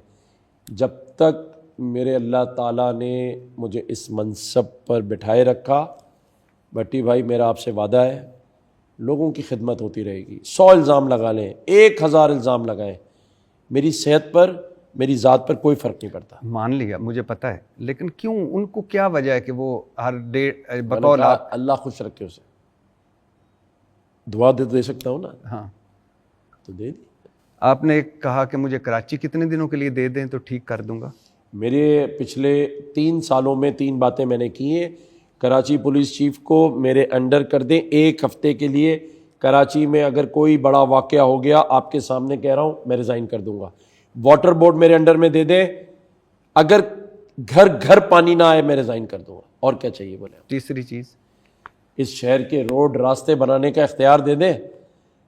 اگر پنجاب جیسے روڈ راستے نہ بناؤں تو پھر بتائیے. میری دعا ہے سر کہ اللہ کرے کہ آپ کو یہ کم از کم کراچی کی حد تک جانچنے کے لیے, پرکھنے کے لیے اور یہ دیکھنے کے لیے کہ کوئی ڈیلیور کر سکتا ہے, یہ تینوں کم از کم 3 مہینوں کے لیے تو ملیں. 3 سال سے تو مانگ رہا ہوں, ابھی تک تو نہیں ملا. نہیں, مل جائے گا. آپ جس طرح آپ نے گورنر ہاؤس میں میلے سجائے ہوئے ہیں نا, یہ ظاہر ہے ساتھ ہی سی ایم ہاؤس ہے, ساتھ ہی بلاول ہاؤس ہے, تو میری تو خواہش ہے کہ عوام کے بھلے کے لیے ایسا ہو. الحمدللہ مل کے کام کر سکتے ہیں. ہاں, اور اگر اس سے بڑا, لیکن کوئی بھی نہیں کرتا مل کے کام. مجھے ابھی وہ بتا رہے تھے کہ گورنر ہاؤس میں بتا رہے تھے کہ آپ نے یہ باغ جناب میں لائٹیں لگائیں, انہوں نے اتار دیں. اب یہ ہمارا ہوتا ہے مسئلہ. اچھا سر, میرا سوال یہ ہے کہ بھٹو صاحب آئے, روٹی کپڑا اور مکان نہیں ملا. نواز شریف صاحب آئے, قرض اتارو, ملک سنوارو اور ایشین ٹائیگر بنا دیں گے, نہیں ہوا. عمران خان صاحب آئے تبدیلی کا نعرہ لگا کر, وہ بھی آپ کے سامنے ہے. اور ملک سے ایک امید ختم ہوتی جا رہی ہے, مایوسی بہت ہو گئی ہے. الیکشن کوئی بھی فیئر نہیں ہوتا. عدلیہ حال آپ دیکھ لیں, پارلیمنٹ 5 منٹ میں 5 بل منظور ہو رہے ہیں اور جن کا ہم سے تعلق ہی کوئی نہیں. ایلیٹ کلاس مزید ایلیٹ کلاس ہوتی جا رہی ہے, غریب مزید غریب ہوتا جا رہا ہے. 25 کروڑ ہیں, نفرت اور تقسیم ہے. خارجہ محاذ پہ ہمارا ہمارے 24 شہروں پہ پابندی کے بھکاری مت بھیجو. سعودی عرب ناراض ہم سے, دوست رہ کوئی نہیں گیا, قرضے اوقات سے زیادہ ہو گئے ہیں. کیا کریں سر؟ آپ تو بزنس مین بھی ہیں, کیا آپ کے ذہن میں ہے کیا ہونا چاہیے؟ کہ دیکھیں, 2 چیزوں کی امپلیمنٹیشن ہونی چاہیے. پاکستان میں ہر چیز کی فیزیبلٹی بنتی ہے اور وہ الماریوں میں رکھی رہتی ہے. عمل درآمد کی کمی ہے, نمبر 1. 3 چیزوں کو ٹھیک کریں, پاکستان کی تقدیر بدل جائے گی. 3 چیزیں. سب سے پہلی چیز, پورے پاکستان میں منصفانہ اور اختیارات, معاشی بھی اور ایگزیکٹو بھی, پورے پاکستان میں بلدیاتی نظام کا رائج ہونا.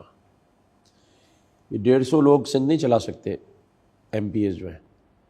جب صوبائی اسمبلی کے 130-140 لوگ 10 کروڑ کی آبادی کا صوبہ ہے, کیسے چلے گا؟ بلدیاتی نظام پورے پاکستان میں جو اختیارات والا ہو, فائنینشیل اختیارات ہو. بدقسمتی سے یہ بھی ڈکٹیٹر جس کو ہم کہتے ہیں پرویز مشرف, بیسٹ بلدیاتی نظام. جی, ایک. دوسرا, عدالتی نظام, چاہے وہ لوئر جوڈیشری کا ہو یا ہائی کورٹ اور سپریم کورٹ کا ہو, اس کی اپوائنٹمنٹ کا طریقہ کار ایسا ہونا چاہیے جسے ہم CSS کا بھی باپ کہیں, جو ایگزام ہوتا ہے. یہ ججز ملک کی تقدیر کا فیصلہ کرتے ہیں. ان کی اپوائنٹمنٹ کے طریقہ کار پہ بہت سارے اعتراضات ہیں. اس کا نظام اور طریقہ کار بیٹھ کر بنایا جائے تاکہ جو بھی جج قاضی اس ملک میں بیٹھا ہو اسے اپنے اختیارات کا, اپنے آئین کا پورا پتہ ہونا چاہیے. یہ کوئی شرط نہیں ہے کہ میں نے 10 سال لگائے تو میں ہائی کورٹ کا جج ہوں, میں نے 15 لگائے تو میں سپریم کورٹ کا جج ہوں, یا میں کسی اچھے کمپنی کے آفس میں کام کرتا تھا, اچھے چیمبر کا, تو میں جج ہوں. نو. تیسرا جو سب سے امپورٹنٹ, جس سے پاکستان اگلے ہفتے ترقی کر سکتا ہے, یہ جو CSS کا نظام ہے نا, یہ پاکستان کی تباہی کا نظام ہے. یہ جو گوروں نے نظام بنا کے چھوڑا نا, یہ کنٹرول کرنے کا تھا, ڈیولپ کرنے کا نہیں تھا. آج تک ہم اس نظام سے کنٹرول ہو رہے. CSS کے نظام میں ایک اپوائنٹمنٹ ہوتی ہے اسسٹنٹ کمشنر کی, اور اسے پہلی پوسٹنگ ملتی ہے فیصل آباد, اسسٹنٹ کمشنر. جب وہ 6 مہینے میں فیصل آباد کو سمجھ لیتا ہے تو اس کو سیالکوٹ بھیج دیتے ہیں. اور اسی طرح وہ پورے پاکستان میں چکر لگاتا رہتا ہے، اور جس کو 20 گریڈ میں پہنچتا ہے تو اچانک اس کی اپوائنٹمنٹ ہو جاتی ہے secretary water commission, secretary agriculture, secretary finance, secretary industries, صوبائی محکموں کی بات کر رہا ہوں. اور جب وہ ریٹائرمنٹ کے 3 سال رہ جاتے ہیں، جب وہ اپنا گھر بنا رہا ہوتا ہے، تب وہ فیڈرل سیکٹری بنتا ہے. اور یہ جو واٹر کمیشن کا سیکٹری بنا ہے، اس کا کوئی اسپیشلائز ایکسپیرینس نہیں ہے ایٹ آل کہ یہ واٹر کمیشن ڈپارٹمنٹ کو کیسے چلائے گا. اس کے پاس صرف اور صرف جنرل ایڈمنسٹریشن کا ایکسپیرینس ہے. آپ مجھے بتائیں، جس آدمی نے کبھی واٹر کمیشن میں کام ہی نہ کیا ہو، اس کو آپ اس کا سیکٹری لگا رہے ہیں. جس کو ایگریکلچر کے بارے میں پتہ ہی نہ ہو، اس کو آپ سیکٹری ایگریکلچر لگا رہے ہیں. جس کی اپنی کبھی انڈسٹری نہ رہی ہو، وہ سیکٹری انڈسٹری بنا ہوا ہے. جب تک آپ ان 7-8 ڈپارٹمنٹ میں، جو کہ پورے پاکستان کے اسپیشلائزڈ ڈپارٹمنٹ ہیں، اس میں اسپیشلائزڈ لوگوں کو سی او نہیں لگائیں گے، سیکٹری نہیں لگائیں گے، پاکستان کبھی ترقی نہیں کر سکتا. آپ کو ہر فیلڈ، کیسے پرائیویٹ سیکٹر ترقی کر رہا ہے، کیسے پرائیویٹ بینک ترقی کر رہے ہیں؟ کیونکہ اس میں پروفیشنلز لگے ہوئے ہیں. سر لیکن کیا ایک بات ہے کہ ایک مجھے سمجھ کبھی نہیں آئی کہ جب آصف علی زرداری صاحب کا ذاتی بزنس جو ہے وہ ترقی کر رہا ہے، نواز شریف صاحب کا ذاتی بزنس جو ہے وہ ترقی کر رہا ہے، ہمارے جو وزراء ہیں، جو سینیٹرز ہیں، ان کے جو ذاتی کاروبار ہیں وہ پھل پھول رہے ہیں، لیکن ملک کے 200 ادارے خسارے میں ہیں. اسٹیل مل بند ہو چکی ہے، پی آئی اے تباہ ہو چکا ہے، ریلوے زمین پہ ہے. یہ کیا گدڑ سنگھی ہے کہ ان کے جب ذات پہ آتے ہیں تو سونا اگلتے ہیں، جب ادھر مٹی بن جاتی ہے. آپ کو جو تیسرا بات بتائی ہے نا جی، مجھے ایک بات بتائیں، آپ کا سگا بھائی آئی اسپیشلسٹ ہو اور اللہ نہ کرے آپ کو چیسٹ میں پین ہو، تو کیا آپ آنکھوں والے سے دل کا علاج کرائیں گے؟ نہیں، کبھی کرائیں گے؟ نہیں. بس یہی جڑ ہے. جس نے کبھی ایگریکلچر میں ایک پودا نہیں لگایا، وہ سیکٹری بنا ہوا ہے، تو کیسے ملک ترقی کرے گا؟ تو یہ جو اور جس کے بزنس فلرش کر رہے ہیں، انہوں نے کبھی اپنے بھائی کو اٹھا کے اس کا سی او نہیں لگایا. ہر اس کمپنی کا سی او جو ترقی کر رہی ہے، اس کا انٹرویو کر کے دیکھ لیں، اس کو بیسٹ بندے کو آ کے اپوائنٹ کیا ہوگا جس کا ایکسپیرینس ہوگا. آپ نے اخبار میں ایڈ دیکھا ہے جب پرائیویٹ سیکٹر سے ایڈ آتا ہے کہ ہمیں فلاں فائنینس مینیجر کی یا ایف ایم کی ضرورت ہے جس کا 10 سالہ تجربہ فلاں فلاں ملٹی نیشنلز کا ہو، فلاں فلاں ایکسپیرینس والا. کبھی آپ نے پاکستان گورنمنٹ اور سندھ گورنمنٹ کے اشتہارات دیکھیں؟ اس میں کبھی لکھا ہوتا ہے آپ کے پاس کوئی ایکسپیرینس ہو؟ اس میں صرف یہ لکھا ہوتا ہے کہ آپ کا تعلق فلاں جگہ سے ہو تو آپ ایلیجیبل ہے، اور فلاں علاقے کا آدمی اس میں پارٹیسپیٹ نہیں کر سکتا.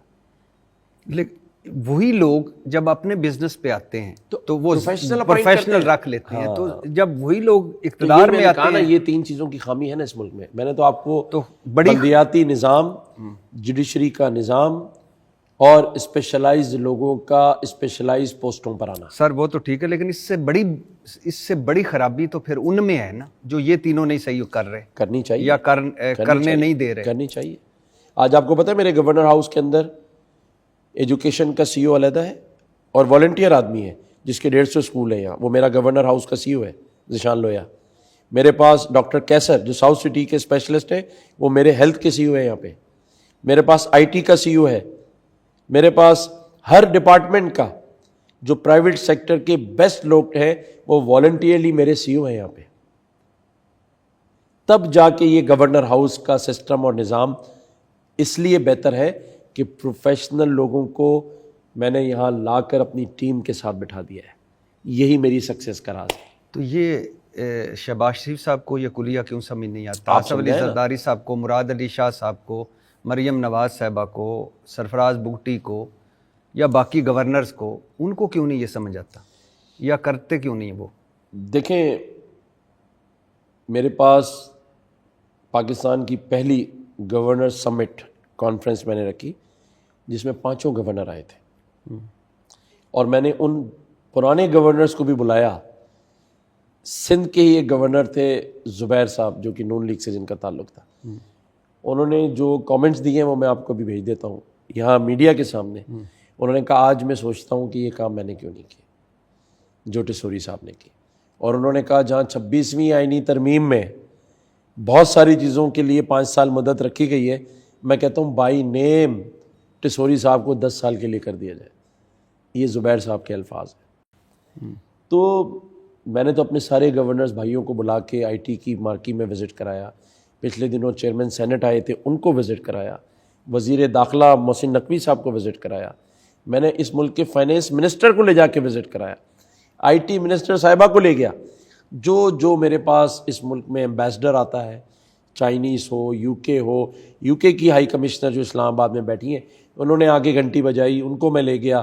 سعودی ایمبیسڈر کو لے گیا، یو اے ایمبیسڈر، قطر یعنی پاکستان میں موجود جتنے ایمبیسڈرز ہیں ان سب کو میں اپنے تمام انیشیٹوز پہ لے کر گیا ہوں. تمام گورنرز کو لے کر گیا ہوں. شہباز شریف صاحب کو بھی بیل بجوائی ہے میں نے اسی بیلو بوپ پہ جہاں آپ نے بجائی ہے کھڑے ہو کے. انہوں نے کیا مانگا؟ نہیں مانگا نہیں، انہوں نے کہا میں کچھ دوں گا سب کو. ان سے تو ہم نے مانگا. اور جو بیل بجا کے انہوں نے وعدہ کیا تھا دیا؟ بھائی دیکھیں، بیل تو نہیں لے گئے. اس جماعت سے ہمارا تعلق ہے جو پچھلے کئی سالوں سے صرف مانگ ہی رہی ہے. اچھا اب آگے سنیں آپ. عارف الوی صاحب پریزیڈنٹ آف پاکستان، ان کو میں لے گیا بیلو پوپ پہ. اور یہ جو آپ کے لوگ ریکارڈ کر رہے ہیں، یہ جو ہمارا کوریڈور ہے جہاں قائد کا آفس ہے، اس کوریڈور میں یہ ساری تصویریں لگی ہوئی ہیں. تو آپ چاہیں تو اس کی ویڈیو لے سکتے ہیں کہ پریزیڈنٹ آف پاکستان عارف الوی صاحب، کاکڑ صاحب کیئر ٹیکر پرائم منسٹر، انہوں نے بھی وہاں کھڑے ہو کے بیل بجاتے ہوئے کہا تھا کہ میں نے عدل جہانگیری تو سنا تھا، یہ عدل ٹسوری پہلی بار میں بجا رہا ہوں. اور کاش وہ بجا کہتے کہ میں الیکشن فیئر کراؤں گا. چلو ٹھیک. دیکھیں یہ تو میں کسی کا ترجمان نہیں ہوں نا، مجھے رمضان میں بٹھا کے آپ اب زیادہ لوگوں سے بیل نہ بجوائیں، کچھ ہیں جو بیل ہی اتار کے لے جائیں گے. ایک بار چوری ہو گئی تھی. پتہ چلا کون لے گیا؟ بس تھا. اور اس سے پہلے کس نے بیل بجائی تھی تو اس کے بعد چوری ہو؟ نہیں میں تو ملک سے باہر تھا جس وقت. اچھا، اور یہاں بیل بھی چوری ہو گئی عدل والی، یعنی اندازہ کریں. اچھا سر، ایک تاثر ہے کہ ہمارے یہاں جمہوریت 95% لوگوں کے لیے بانجھ ہے، 5% لوگ اس سے مزے لٹ رہے ہیں. اور ایک تاثر ہے کہ شاید جمہوریت اس وقت نہیں آ سکتی جب تک یہ بڑے نہیں بیٹھے ہوں گے جن کی ذہنوں میں جمہوریت نہیں، فیصلوں میں جمہوریت نہیں، پارٹیوں میں جمہوریت نہیں، گھروں میں جمہوریت نہیں. انہوں نے ملک میں کیا جمہوریت لانی ہے؟ تو کیا ہم اسی طرح ہی پھر ککر کے درخت کو وہ کھاد ڈالتے رہیں گے، اس پہ انگور لگیں گے، یا کراچی والی بس میں بیٹھ کے ہم کہیں گے ہم لاہور پہنچ رہے ہیں؟ دیکھیں میں تو اب تک یہ سمجھاؤں کہ ہم نے اس وطن عزیز کو بڑا ایزی لیا ہوا ہے. مذاق میں پورا دن مذاق ہو رہا ہے، ٹی وی پر، سوشل میڈیا پر کھیل رہے ہیں ہم لوگ، ملک کے ساتھ کھیل رہے ہیں، ایک دوسرے سے کھیل رہے ہیں، مذاق اڑا رہے ہیں ایک دوسرے کا، کیونکہ بڑی آسانی سے ملا ہوا ہے. کوئی پوچھنے والا نہیں ہے، کوئی ٹیکس نہیں دے رہا، کوئی بجلی کا بل نہیں دے رہا، کوئی بہت زیادہ دے رہا ہے. سب ایک دوسرے سے مذاق کر رہے ہیں، ایک دوسرے سے کھیل رہے ہیں، جس کی جو مرضی آئے پوسٹ کر رہا ہے. اور دنیا ہم پر ہنس رہی ہے، دنیا ہم پر ہنس رہی ہے کہ ایک آزاد مملکت، ایٹمی طاقت، دنیا کی بہترین افواج، دنیا کی بہترین اسٹیبلشمنٹ اور دنیا کی بہترین قوم، وہ قوم جب یو ایس جاتی ہے تو دنیا کے بہترین ڈاکٹر یو ایس میں ہیں، اور یو ایس کے سب سے بہترین ڈاکٹرز پاکستانی ہیں. پاکستانی جب دبئی گئے یو اے ای تو ایمریٹس ایئر لائن بنا دی. آج دن تک ان کے بورڈنگ کارڈ کے اوپر ای کے لکھا ہوا ہے، ای سے امرت، کے سے کراچی. جی. سعودی ایمبیسڈر نے مجھے بتایا خود کہ 15 سال تک سعودی عرب کا جو مالیاتی نظام بنانے والا تھا Pakistani governor state bank of Saudi Arabia تھا. پاکستانی. قطر کی 70% ڈیولپمنٹ بقول قطری ایمبیسڈر کے پاکستانیوں کے ہاتھ کی ہے. آپ مجھے بتائیں، جب یہ یو کے جائیں تو بہترین بزنس مین، یہ یو اے ای میں ہوں تو سارے سگنل پہ کھڑے ہیں، یہ سعودی عرب میں ہوں تو نظام سے چل رہے ہیں، تو پاکستان میں تو پھر مذاق ہی کر رہے ہیں نا سب. تو مذاق بند کریں.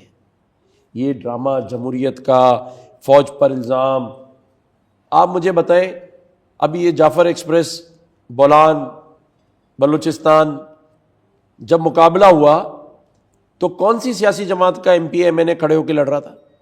فوج لڑ رہی تھی. فوج لڑ رہی تھی نا. پھر آج آپ کی سرحدوں کی حفاظت ہم میں سے کون کرتا ہے؟ فوج کرتی ہے. اور اگر وہ معاشی حفاظت بھی کر رہی ہے تھرو SIFC، اور ایک شخص جو حافظ قرآن بھی ہے اور وہ کہہ رہا ہے کہ آؤ مل کر بیٹھ کر معاشی حالات بھی اچھے کریں، اور آج جو دہشت گردی کا اس ملک کو سامنا ہے، اس پر جب سلامتی کونسل کی میٹنگ قومی اسمبلی میں بلائی جاتی ہے تو سوال تو کرتے آ کر، جس قومی اسمبلی سے مراد لیتے ہیں پوری PTI کے MNS نے اس کا بائیکاٹ کیا. ملک کی سلامتی کا معاملہ تھا، نہیں بیٹھے، مذاق اڑا رہے، کھیل رہے. لیکن اس ماں کو کون جواب دے گا جس کا شوہر سرحد کی حفاظت پر جاتا ہے، شہید ہو جاتا ہے، اور اسی یونٹ میں وہ اپنا بیٹا بھی بھیجتی ہے. ہمیں معاملات کو سمجھنے کی ضرورت ہے، بیرونی طاقتوں کی مداخلت کو سمجھنے کی ضرورت ہے، اور پاکستان میں موجود وسائل اور اس خطے میں پاکستان کی اہمیت کو سمجھنے کی ضرورت ہے. اور پھر اس مذاق کو بند کریں، میں آپ سے اس مذاق کو بند کریں. تمام سیاسی جماعتوں کے میچور سیاستدان لیڈران بیٹھے ایک کمرے میں.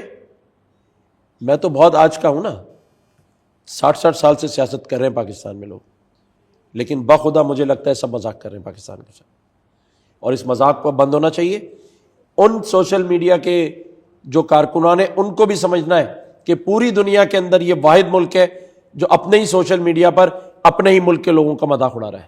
میں ایگری کرتا ہوں آپ سے کہ کس ملک کی افواج پاکستان کے سربراہ کی فیملی کی چیزوں کو وائرل کیا گیا ہے؟ ایک آرمی چیف کا نام بتا دیں، اور بڑے فخر سے اس کے اوپر کامنٹس آ رہے ہیں. ایک ملک کا بتائیں، US جیسا ملک جس نے جھوٹ بول کر عراق کی جنگ کی، کیا کبھی اس کے آرمی چیف کے بارے میں آپ نے کبھی کوئی کامنٹ سنے؟ کبھی سنا اس کا سوشل میڈیا پہ مذاق اڑایا جا رہا ہے؟ اور یہ جو یوٹیوبرز ہیں، یہ جو بیٹھ کے مذاق اڑا رہے ہیں اور بات کرتے ہیں آزادی صحافت کی، ان سے کہیں جو پیرس میں بیٹھے، US میں بیٹھے اور مانچسٹر میں بیٹھے، اتنے ہی آزاد ہیں نا، تو فلسطین غزہ میں قتل و غارت گری کے اوپر ذرا پوڈ کاسٹ کریں نا، ذرا اس کے اوپر ویلاگ کریں نا، دیکھیں دوسرے دن کیسے اکاؤنٹ بند ہوتا ہے. پھر ذرا چلائیں اسرائیل کے بارے میں، پھر ذرا چلائیں اس حکومت کے بارے میں. سب کو چیلنج کرتا ہوں کہ ایک ایک ویلاگ کرے فلسطین غزہ کے اوپر، پھر دیکھیں کیسی آزادی نظر آتی ہے. کیونکہ اس ملک میں اس سازش کا شکار ہیں، کچھ انجانے میں اور کچھ اپنے اکاؤنٹوں میں بہت ساری خطیر رقم لینے کے بعد اس ملک کے پورے نظام سے کھیلا جا رہا ہے. میں کسی کی وکالت نہیں کر رہا، بٹی بھائی خدا کی قسم اپنے ملک سے، اپنے ہاتھوں سے اپنے ملک کو نقصان پہنچا رہے ہیں، اپنے ہاتھوں سے اس کی جڑیں کھوکھلی کر رہے ہیں. آج پڑوسی ملک $147 بلین IT کی ایکسپورٹ. آج پڑوسی ملک دنیا میں جب وہ ملنے جاتا ہے ٹرمپ سے تو وہ اس کے لیے کرسی کھینچ رہا ہے. ایک وہ ملک ہے، ایک بنگلہ دیش.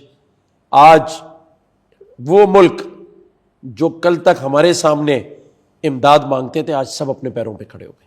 کب ہوش کریں گے ہم؟ مجھ سمیت سب غلط کر رہے ہیں. میں آپ کو سچ بتا رہا ہوں، ہمیں ایک سیاسی میچورٹی کی ضرورت ہے، ہمیں ایک دوسرے کو ایکسیپٹ کرنے کی ضرورت ہے. ہمیں اس نظام کو جیسا ہے پہلے اس کو ایکسیپٹ کریں. ہم نے جمہوریت سے کیا حاصل کر لیا اس ملک میں؟ یہ ہم نے ماشاء اللہ سے کیا حاصل کر لیا اس ملک میں؟ آج میرے ملک کا نوجوان ہم سب کو دیکھ رہا ہے، اور میرے معصوم بچے بہن بھائی بخدا یہ سوچ رہے ہیں دیکھ کر کہ یہ تو پاگلوں کی طرح لڑ رہے ہیں. اسی لیے ہر شخص کہتا ہے کہ تعلیم اس ملک سے لوں اور کسی طرح رات کو پھر کر کے میں کہیں امریکہ چلا جاؤں اور میں UK چلا جاؤں اور وہاں جا کے سکون کا سانس لوں. تو پھر جب سبھی چلے گئے تو اس ملک کی حفاظت کون کرے گا؟ اس ملک کا معاشی نظام کون بہتر کرے گا؟ باہر سے تو نہیں آئے گا کوئی. تو ہمیں سمجھنے کی ضرورت ہے، ہمیں ایک دفعہ ریویو کرنے کی ضرورت ہے، ایک دفعہ سب کو دل صاف کرنے کی ضرورت ہے. میں نے پرسوں کہا ہے کہ آئے سب ایک دوسرے کو ایک دفعہ معاف کرتے ہیں اور بیٹھیں کھلے دل کے ساتھ. کوئی بیرونی سازش لے کر نہ آئے, کوئی اندرونی سازش لے کر نہ آئے, کوئی الزام تراشی لے کر نہ آئے. لے کر آئے 10 سالہ پلان کہ اپنے ملک کو ٹھیک کیسے کرنا ہے, اپنے شہر کو کیسے ٹھیک کرنا ہے. آج مانتے کل عمران خان کو باہر لے آتے ہیں, چلے چھڑوا لیتے ہیں سب مل کے. کون سا سیاسی اور معاشی پلان ہے عمران خان صاحب کے پاس؟ یہ جو روزانہ جا جا کے مل رہے ہیں ان سے کہ ایک دفعہ تو لا کے پریس کانفرنس کریں کہ جی باہر آ کے میں پاکستان کی قسمت اب بدل دوں گا. کیا پلان ہے بس پوچھیں ذرا. اگر آپ نے بھی جا کے IMF سے پیر پکڑنے ہیں, آپ نے صرف اس چیز کا انتظار کرنا ہے کہ میرا اسٹیبلشمنٹ سے تعلق ٹھیک ہو جائے اور مجھے اقتداری حاصل کرنا ہے, تو پھر وہ ایک دفعہ اور لے لینا. نہیں, آپ کی بات بالکل ٹھیک. 2-3 باتیں. پہلی بات تو یہ کہ ٹرمپ امریکہ میں غزہ پر جنہوں نے ساتھ دیا تھا, جو غیر ملکی ہیں, ٹرمپ صاحب ان کو نکال رہے ہیں اور اٹھا کے باہر پھینک رہے ہیں. تو ان کا کیا ہوگا جو مانچسٹر میں بیٹھ کے ولاگ کر رہے ہیں؟ دوسری بات بالکل ٹھیک کہہ رہے ہیں, قومی سلامتی کا جو اجلاس تھا اس میں پاکستان تحریک انصاف کو جانا چاہیے تھا. شہباز شریف صاحب کو بھی نفرت انگیز تقریر نہیں کرنی چاہیے تھی. تیسری بات جو سب سے اہم بات آپ نے کی ہے وہ یہ ہے کہ آج وقت ہے کسی ایک کے بس کا اب روگ نہیں رہا. اب ہے سارے سٹیک ہولڈرز بیٹھیں, مفاہمت کریں اور آگے بڑھیں. 2 باتیں آخر پہ. ایک تو میں پھر مجھے بہت خوشی ہوئی آ کے یہاں. بڑا اللہ تعالیٰ آپ کو صحت دے, آپ کا اللہ تعالیٰ آپ کو عروج بھی دے. اور سچ میں بتاؤں, یہ نہیں کہ آپ میری تعریف کر رہے ہیں تو میں اس کا حساب چکا رہا ہوں, لیکن میں نے بھی آپ کے اندر ایک اچھا انسان پایا, فیملی مین, اور اچھی چیز کو اچھا کہنے والا پایا, تنقید کو تنقید کرنے والا پایا. اور یہی ایک اچھے انسان کی نشانی ہے کہ یہاں آ کر جو سوالات آپ کے ذہن میں تھے, لیکن میں آپ کی قدر اس لیے بہت زیادہ میری نگاہ میں ہو گئی کہ اصل انسان ہی وہ ہے جب اس نے آ کے کوئی اچھی چیز دیکھی تو اس کا اقرار بھی کیا. نہیں, میں تو کہتا ہوں نا کہ مجھے بڑے گھر پسند نہیں ہیں, بڑے لوگ پسند نہیں, کیونکہ صاحب جس بڑے کے قریب جاتے ہیں وہ آگے سے چھوٹا نکلتا ہے. تو بڑے گھر چھوٹے ہوتے ہیں. تو لیکن مجھے آ کے بڑا اچھا لگا. اور میں جب کامران ٹسوری صاحب گورنر بنے تھے تو میں ان لوگوں میں سے تھا جو سمجھتا تھا کہ یہ فیصلہ ٹھیک نہیں ہے, لیکن مجھے اچھا لگا آ کے کہ مجھے لگا کہ یہ فیصلہ ٹھیک تھا. اور لیکن آپ کو بھی ایک مشورہ ہے. وہ مشورہ یہ ہے کہ وہ میں پھر پنجابی کی وہ آپ کو سنا دیتا ہوں کہ وہ ایک عورت تھی, اس کے 10 بچے تھے, اور وہ سر باندھ کے نا گلی میں بیٹھی رہتی تھی اور خامند کو کوستی رہتی تھی. یہ محبت نہیں. ہاں, تو وہ جو بھی پوچھتا تھا وجہ کیا ہے, وہ کہتے تھے میں نے سچا پیار نہیں ملے. تو 10 بچے اب ان کو خوش ہو جانا چاہیے. مجھے بہت خوشی ہوئی آپ سے مل کے ساتھ. Thank you. جزاک اللہ.